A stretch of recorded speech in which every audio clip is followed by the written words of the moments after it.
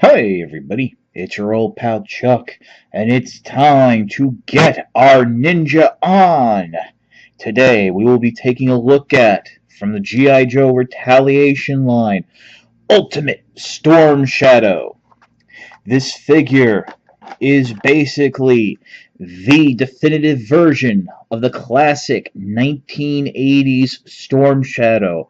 If you were a fan of the Sunbow cartoon, this is the Storm Shadow you remember.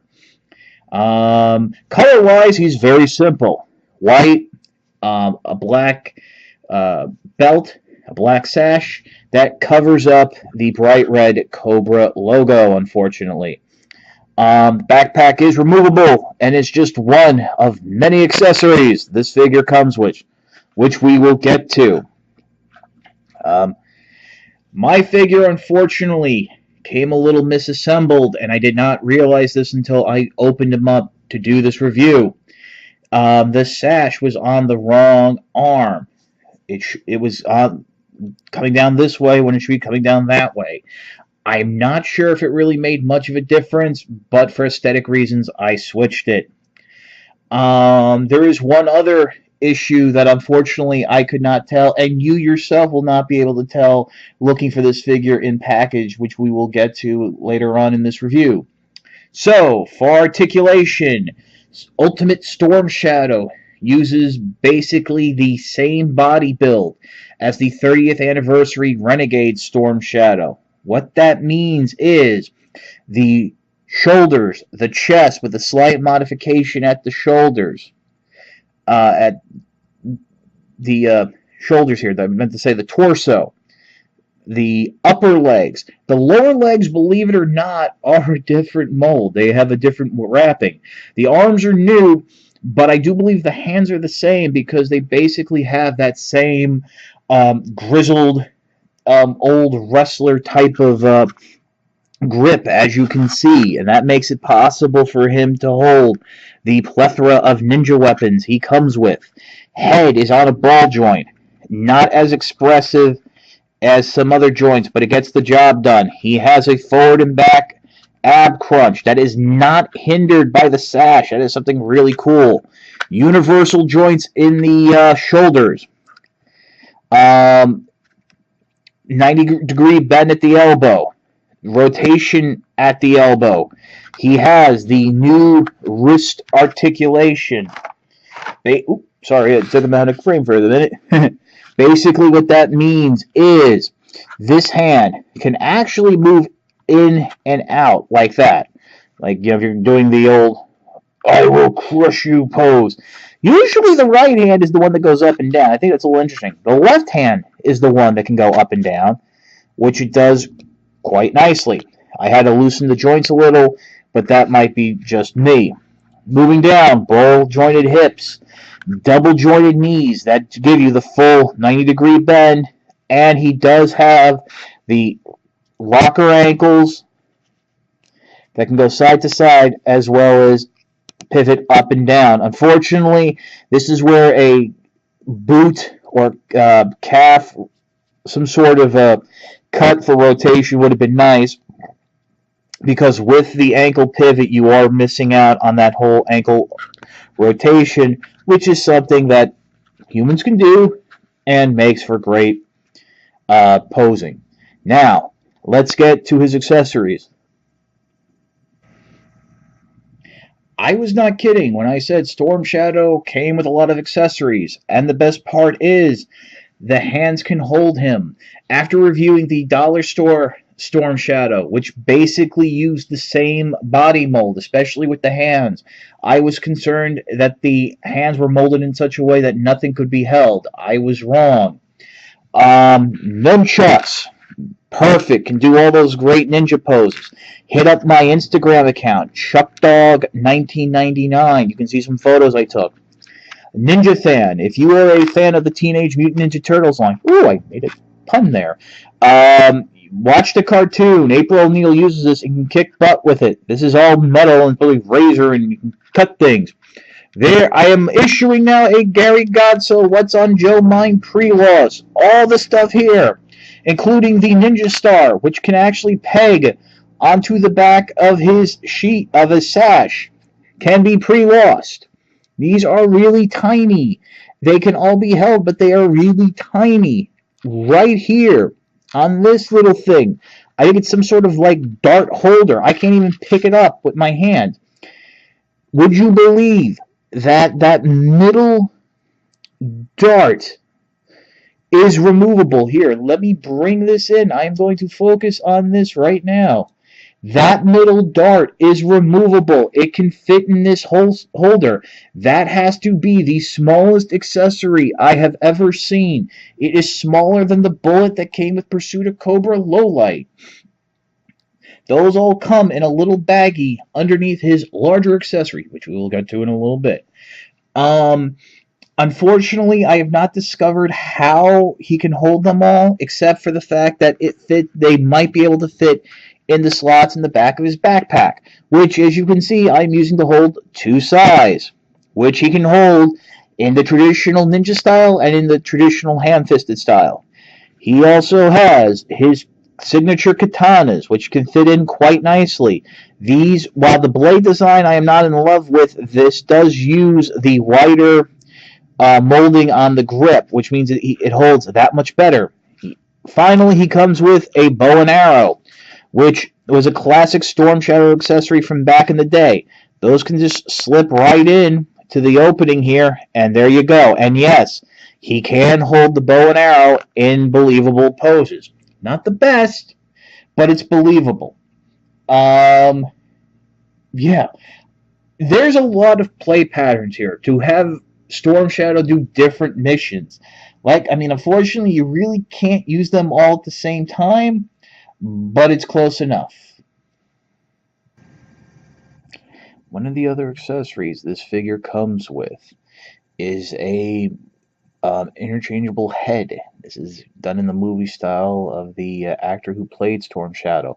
Unfortunately, it is not visible from the packaging as it's blocked by the name card. And as you can see, mine came horribly mispainted. This is an inexcusable lack of quality control, especially on something that's supposed to be a large budget movie product. There is missing paint apps in the hair. His eyes are basically painted like he just got kicked in the balls. And there's like a smudge there on his nose. This cannot be fixed by me. I don't know if it can be fixed by someone who does repairs on figures. This is very disappointing and very inexcusable, and almost brought down my enjoyment of the set. Now, let's look at the final accessory that Storm Shadow comes with, and it's a doozy. Like with Ultimate Cobra Commander, Hasbro sees fit to include homages to classic vehicles, as well as doing a nod to the old action battle packs from back in the day. This one is obviously a tribute to the Claw, which was released many times in the 25th anniversary line, and in my opinion, could have maybe been released. I think actually an actual Claw might have been too big to fit in the packaging, but either way, the wings are on soft ratchet joints. They can move independently, and you can swing them out like this. There is a harness here that works with Storm Shadow. Let me adjust the camera ever so slightly. That you can just peg them in. There is a peg, but there are also clips. And I have to be honest, at times it is a bit tricky to get it in and have him pegged in as well. It's with the sash. I mean, it can be done. I did do it once, and I'm trying to do it again on camera, and of course, it's not going to work. Ah, there we go. I think I got it. It's really hard to tell if you get it or not, but here he is, strapped in, There is actually a nice little divot right there. It's acts like a seat, but you extend the wings and whee, whee, Storm Shadow's flying around. But that's not all this can do. Some of you might remember Milton Bradley Karate Fighters. By that point, Milton Bradley was owned by Hasbro, so it was a Hasbro idea. And if it was a game where you had these 3 3/4 inch figures that were very loose jointed, meaning the joints really could flop around, that were attached to these bases, and that you press a button and they spin around. And the idea was to knock your opponent off the standing. If you remember Vince McMahon, not too many people knew this, that had a syndicated karate fighting show, which was basically his attempt at getting into mixed martial arts and doing staged fighting. But anyway, as you just saw, you can rotate the harness forward. That will activate the plunger here. And again, I'm pulling this back. Here we go. It's Storm Shadow Ninjas for Here, hold on. You put his legs, put a leg out there, get him, the arms going cockeyed, and yahoo! I'm getting sick from spinning.